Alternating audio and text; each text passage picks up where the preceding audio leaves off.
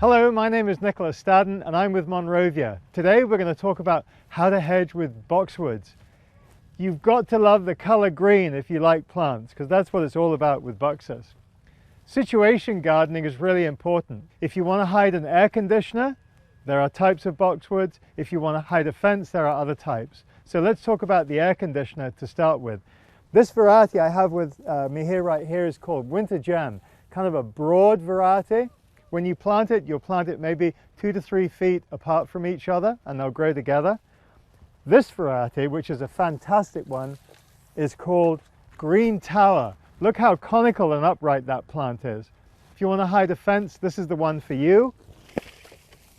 If you want a shorter, more dwarf compact plant that's variegated, this variety is called Golden Triumph. And Golden Triumph you can keep at about 18 or 20 inches. Works beautifully for a herb garden.